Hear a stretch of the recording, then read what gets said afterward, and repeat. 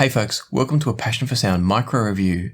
I don't do these very often, but on this occasion it made sense because I've recently talked about the Aune XC1 SGT. That's this all-in-one unit here. It's a DAC, headphone amp, all-in-one. But when I did the review of the XC1 SGT, one of the things I discussed was that it allows you to provide an input of an external clock. And I'll talk about what that means in a moment, but the reason for this micro review is that today I just want to talk about the addition of the Aune XC1, which is the external clock device, that you can pair up with the XC1 SGT and theoretically improve its sound. If you want to know my specific thoughts on the Aune XC1 SGT, then do check out the separate review where I've gone into detail about that one, because this is just going to be a short review focused entirely on the clock, what the clock does, and how it changes the sound of the XC1 SGT, if at all.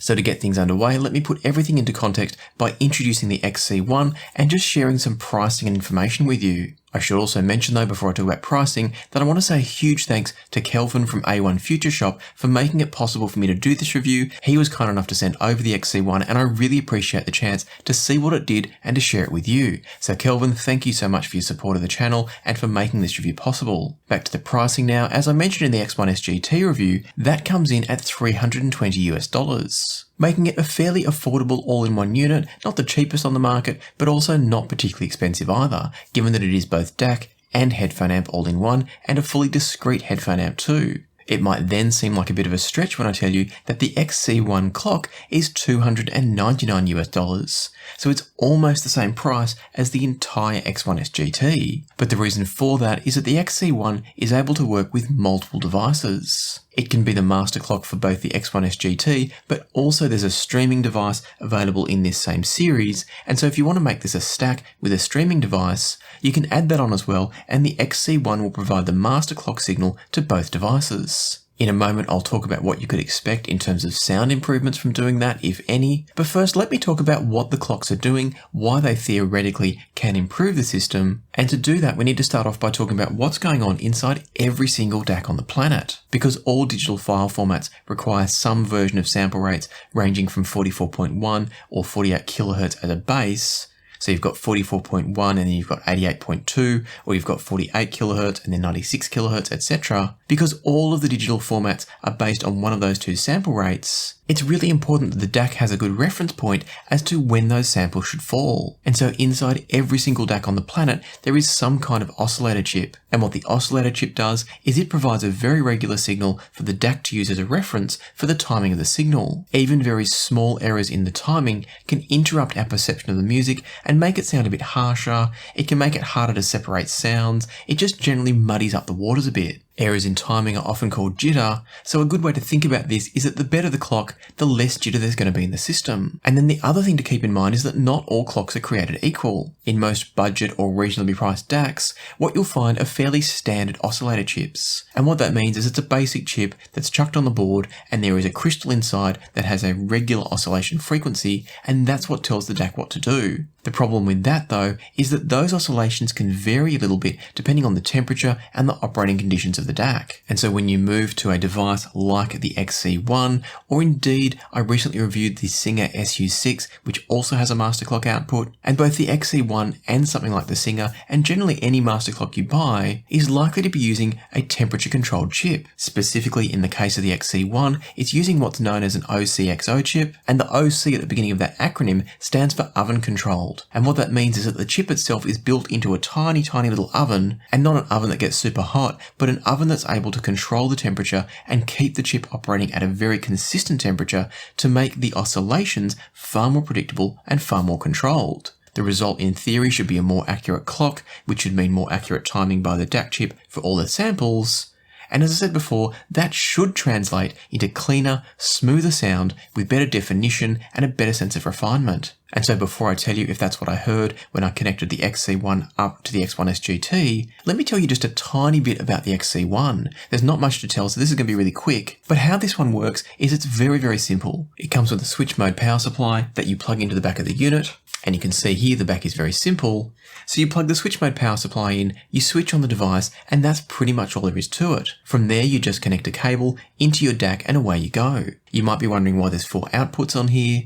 And part of the answer for that is that this will provide a signal to 4 different devices should you need it, but it also provides 2 different types of signal. So you've got 2 outputs that have a sine wave at 10 megahertz. I think it's 10 megahertz. That's not so relevant here. And then you've also got another pair of outputs which are doing a square wave at the same frequency. The idea being that different devices may work better with sine waves or square waves, and I'll talk about that in the context of the X1S GT in just a moment. The final thing to tell you about the XC1 is that on the front, this is a very simple display. It looks like it's switched on, but it's actually just a kind of a template in the display, and there's a light behind it that lights up to tell you when it's in the warm-up phase, and then when it's ready to actually go at full accuracy. The basic warm-up of the XC1 takes about 5 minutes according to the manual, but it will start working the moment you plug it in, and just get more and more accurate as it warms up. According to Aune, the full perfect accuracy or stability of temperature is achieved after about an hour, and so this is one of those devices that you generally just plug in and leave running. Once you do have it up and running, as I said, there's not much more to it. You just take a BNC cable from here and plug it into here and you listen to music. And so let's talk about what it actually does to the sound. To test what the XC1 was bringing to the sound of the X1S GT, I did some simple testing where I basically had both of them running. I disconnected the BNC cable from the back of the X1S GT so I could hear it without the clock,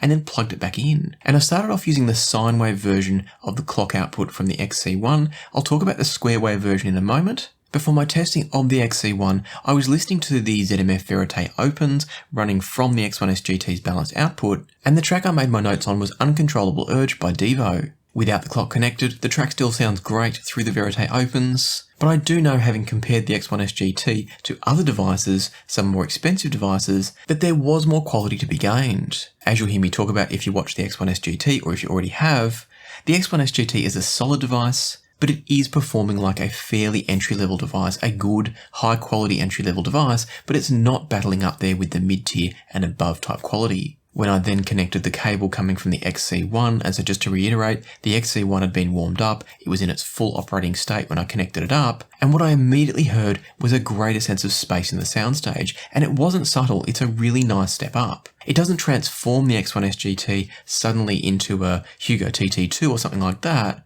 but it definitely lifts it to the next tier of performance. In addition to opening up the soundstage, the treble from the X1S GT is really interesting. What it does when you connect the clock is it becomes both more defined and clear and textured, but also smoother at the same time.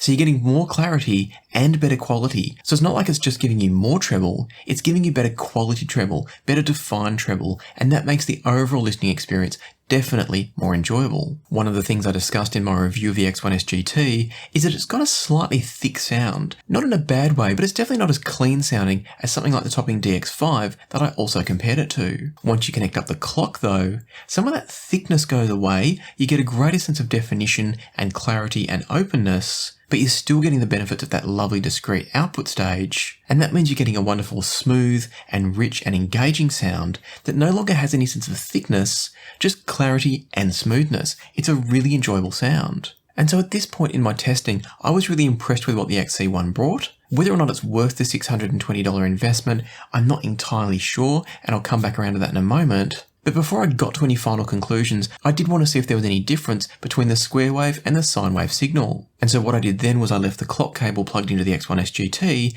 and switched the output it was coming from on the XC1. And I feel like there was a bit of a difference between what I was hearing. I feel like with the square wave coming out of the XC1 and into the X1S GT, the treble was a little bit less clean, a little bit less refined. It was still better than without the clock, but I don't think it was as good as with the sine wave. I didn't delve into why that may or may not be, so I don't have an answer for you here. But what I would say is that whilst both outputs, the square wave or the sine wave, are a definite upgrade over the stock sound of the X1S GT, I do think for me I'd definitely be using the sine wave output with the X1S GT, and that might vary depending on what products you're using, which output type is better.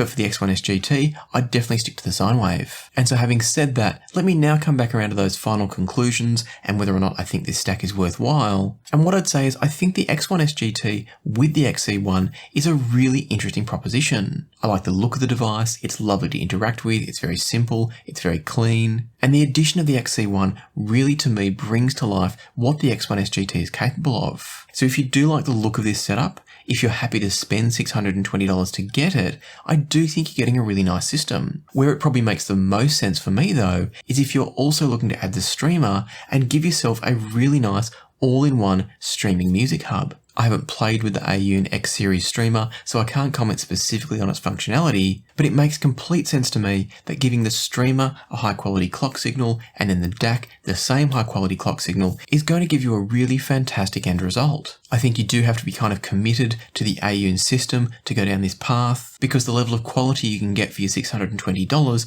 I don't think is going beyond what you could get from another single box solution for a similar amount of money. And keep in mind that there's not a lot of products on the market that can accept an external clock. So when you're buying the XC1, you are really committing to the X1S GT as your DAC and amp of choice. That said, I think it's a nice choice and one that I do think I would somewhat recommend. I'm not going to go as far as saying I highly recommend it because it is a bit of a niche thing to buy into a system like this. But if you like the look of it, maybe if you've already got the X1S GT and you want to get that next step in performance, I think the XC1 is a really nice option. So I'll keep things short and sweet and wrap things up there by saying once again thank you to Kelvin from A1 Future Shop for sending out the XC1. For those in Australia, if you're looking for any of the Aune products, do check out Kelvin's online store. And for everybody else, I'll see if I can find a link through to the XC1 for those that are interested. So check out the description box down below and I'll post whatever links I can find. For now though, I hope you found this review useful. If you have, I'd love it if you hit the like button and consider subscribing if you haven't already. But for now, let me leave you to the music, so happy listening and I'll see you here next time on Passion for Sound.